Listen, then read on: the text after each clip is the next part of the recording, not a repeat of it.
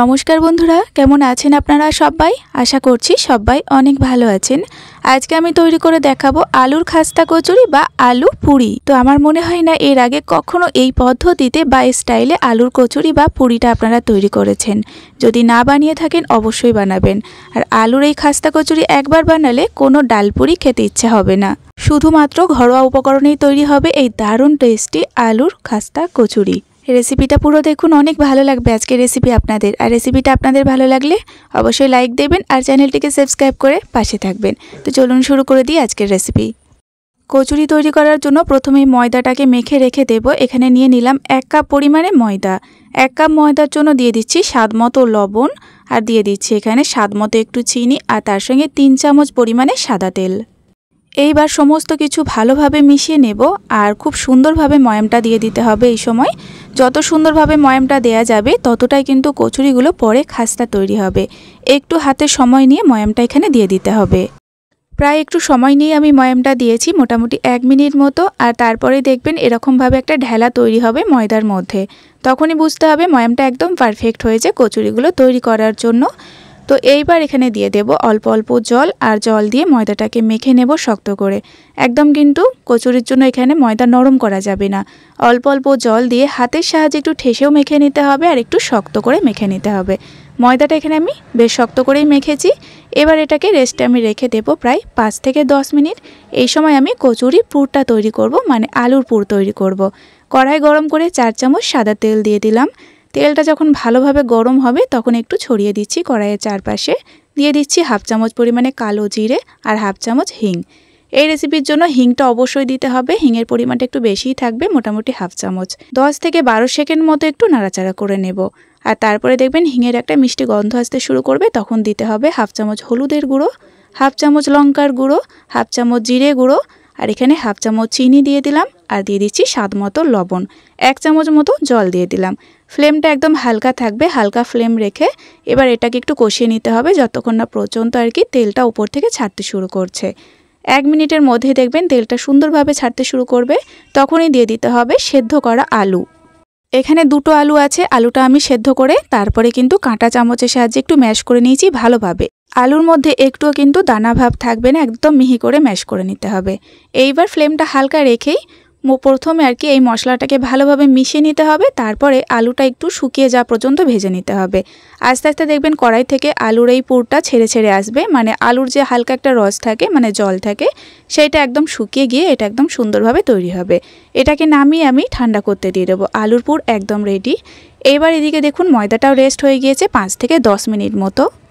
আর এই 5 থেকে 10 মিনিট মতো রেস্টে রাখলেই ময়দাটা আগের থেকে অনেকটা নরম হবে। তাই প্রথমে একদমই কিন্তু ময়দা নরম করে মাখবেন না, একটু শক্ত করে মেখে নেবেন। এবার আপনাদের সঙ্গে পদ্ধতিটা শেয়ার করব, এত সহজ এই পদ্ধতিটা। তো প্রথমে এরকম বড় বড় সাইজ করে 2টো লেচি কেটে নিতে হবে। এবার একটা লেচিকে তুলে এবার বেলে নেব একটা বড় রুটি। আর রুটিটা কিন্তু একটু পাতলা করে বেলতে হবে। একটু শুকনো ময়দা আমি ছড়িয়ে দিয়েছিলাম বেলুন চাটুর মধ্যে। এবার এই রুটিটাকে আমি বেলে নিচ্ছি। তো এটা কিন্তু আমি দ্বিতীয়বারের জন্য রুটিটা বেলে নিচ্ছি। একটা রুটি আমি বেলে অলরেডি তুলে রেখেছি আর এটা দ্বিতীয় রুটিটা বেলে নিলাম ঠিক এরকম পাতলা করে। এইবার যেই পুরটা আর কি তৈরি করে রেখেছিলাম সেই পুরটাও কিন্তু এখানে ঠান্ডা হয়ে গিয়েছে, পাশে এখানে নিয়ে নিলাম। আর এখানে পুরটা ঠান্ডা করে তারপরে দিতে হবে। এইবার দেখতে পাচ্ছেন আমি এখানে পুরগুলোকে ঠিক এরকম হাতের সাহায্যে গোল করে চ্যাপ্টা করে নিলাম। আর এরকমভাবে 5 জায়গায় আমি পুরগুলোকে এই পদ্ধতিতে আগে নিয়ে নেব। আর একটু ছেড়ে ছেড়ে বসিয়ে দিতে হবে ঠিক এরকমভাবে। দেখুন মোট 5 জায়গায় আমি ঠিক এরকমভাবে বসিয়ে নিচ্ছি সুন্দর করে। আপনাদের কাছেও ভীষণ সহজ মনে হবে, আপনারা অবশ্যই দেখতে থাকুন। তো 5 জায়গায় আমি বসিয়ে নিলাম আর দেখুন অনেকটা ছাড়া ছাড়া করে বসিয়েছি। এবার দেখুন আরেকটা রুটি যেটা আমি বেলে রেখেছিলাম সেইটা এখন ওপর থেকে আমি দিয়ে দিলাম। আর এই যে সাইডগুলো আছে এগুলো একটু টেনে টেনে নিচের রুটিটার সঙ্গে সমান করে দেব।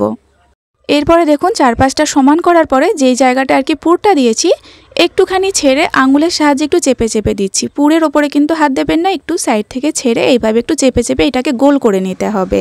বুঝতেই পারছেন, আপনারা একটু দেখলেই বুঝতে পারবেন। এইবার একটা ধারালো গ্লাস নিতে হবে।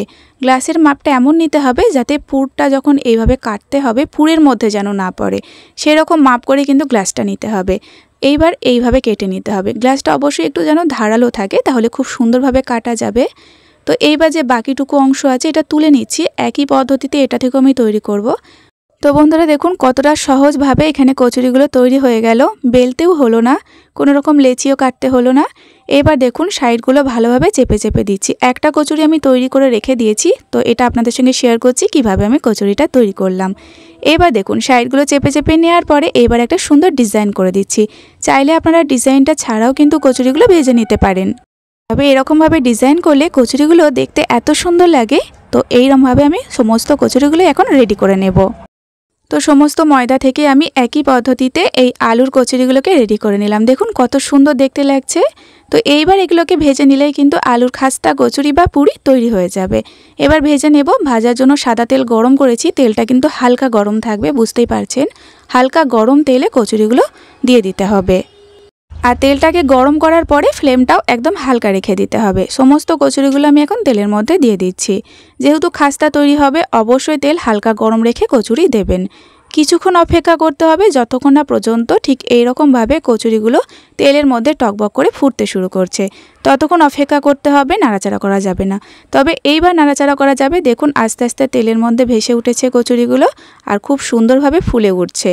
গ্যাসের ফ্লেমটা কিন্তু একই রেখে দেবেন, একদম হালকা। আর হালকা রেখেই কিন্তু কচুরিগুলোকে সুন্দর একটা কালার আসা পর্যন্ত ভেজে নিতে হবে। একটা কচুরি থেকেও যে পুর বেরিয়ে গেছে দেখুন, একদমই না, খুব সুন্দরভাবে ফুলে উঠেছে আর দারুণভাবে ভাজা হচ্ছে।